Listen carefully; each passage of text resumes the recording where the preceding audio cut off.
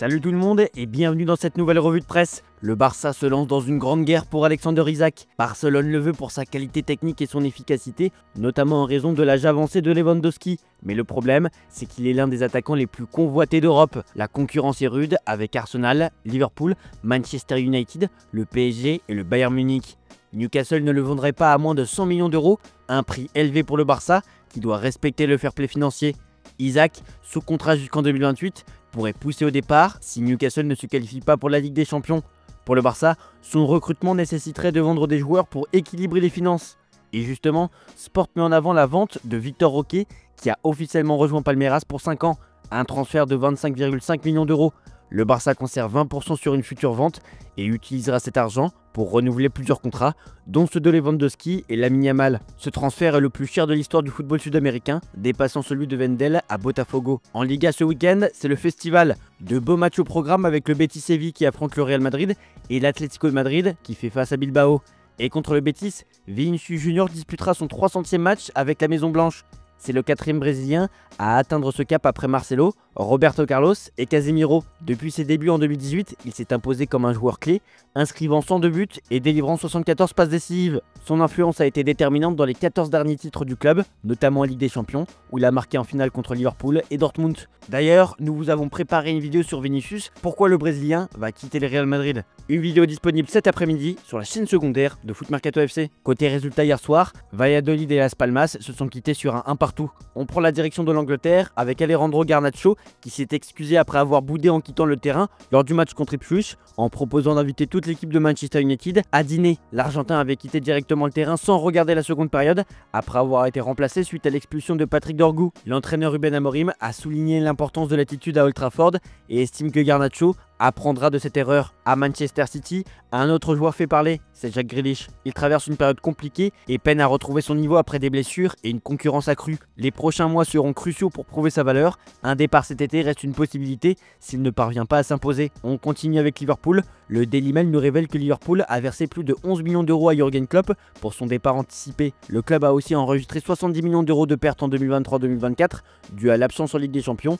et à la hausse des coûts. Le départ de certains cadres a allégé la masse salariale, mais les investissements restent élevés. On termine cette actu anglaise avec Marco Asensio qui a brillé en marquant un doublé lors de la victoire d'Aston Villa contre Cardiff en FA Cup.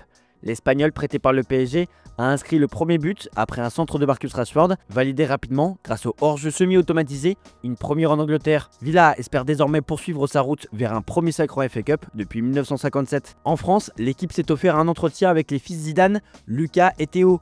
Ils poursuivent leur carrière en Espagne, respectivement à Grenade et Cordoue, loin du Real Madrid et de l'ombre de leur père. Ce dimanche 2 mars, ils s'affronteront pour la première fois en professionnel lors du derby andalou.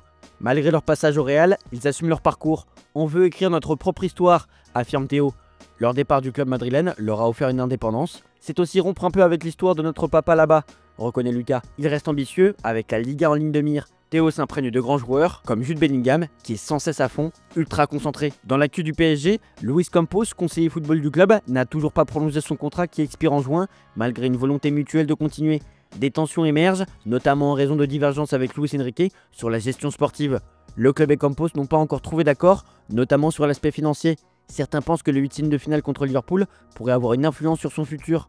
Des rumeurs d'intérêt de grands clubs et de la fédération saoudienne alimentent le dossier. Par ailleurs, l'ombre d'Andrea Berta, directeur sportif de l'Atlético, plane en cas de départ de Campos. Dans la rencontre d'hier, Monaco s'est imposé 3-0 contre Reims. Mika Biret affole la Ligue 1 avec un 3e triplé consécutif à domicile sous les couleurs de Monaco.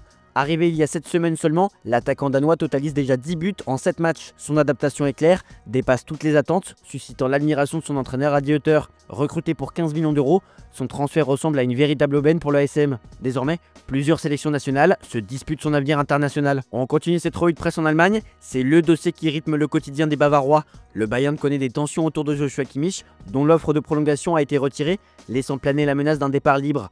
Le club attend un signal avant le match contre Leverkusen, mais une prolongation semble improbable s'il n'y a pas de réponse après ce match. L'offre maintenant retirée aurait été légèrement meilleure que son contrat actuel, qui est de 20 millions d'euros par an. Face à cette situation, d'autres clubs surveillent l'évolution de la situation et se préparent à saisir l'opportunité. Selon Sky Sport Allemagne, Arsenal fait partie des clubs intéressés. Les Gunners ont jeté leur dévolu sur l'international allemand, voyant en lui le remplaçant idéal à Jorginho. Arsenal miserait sur un échec des négociations entre le Bayern et Kimmich pour éviter de payer des indemnités de transfert. Kimmich aurait eu vent de l'intérêt prononcé d'Arsenal, raison pour laquelle les négociations avec le Bayern seraient à l'arrêt. Par ailleurs, des clauses libératoires ont été révélées chez certains joueurs du Bayern. Pour Upamecano, c'est 120 millions d'euros et pour Kim, c'est 110 millions d'euros.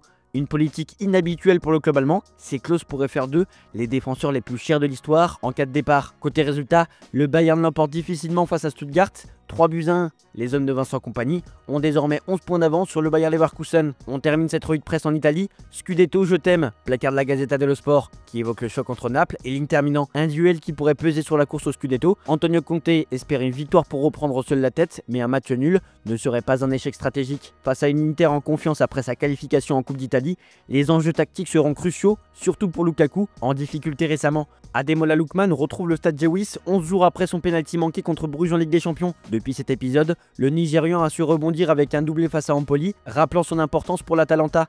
Cet après-midi contre Venise, il tentera d'ajouter une nouvelle performance marquante à sa saison, où il a déjà inscrit 10 de ses 17 buts à domicile. Milan prépare une refonte majeure après une saison décevante. Théo Hernandez, dont le renouvellement de contrat est au point mort, semble sur le départ cet été, tout comme Tomori. Plusieurs autres joueurs comme Emerson Royal, Chukwueze et Loftus-Cheek pourraient également être sacrifiés. Le club cherche à éviter un départ libre pour certains cadres et à corriger les erreurs des derniers mercato. La Juventus prépare elle aussi un mercato agité, avec le départ quasi certain de Vlahovic, dont le renouvellement est en suspens. Giuntoli rêve de le remplacé par Osimhen, son ancien protégé à Naples, Milik et Douglas Luiz pourraient aussi être sacrifiés, tandis que Cambiaso est ciblé par Manchester City. Voilà, c'est tout pour aujourd'hui, bonne journée à tous, merci pour votre fidélité, on se retrouve demain pour de nouvelles vidéos sur Foot Mercato.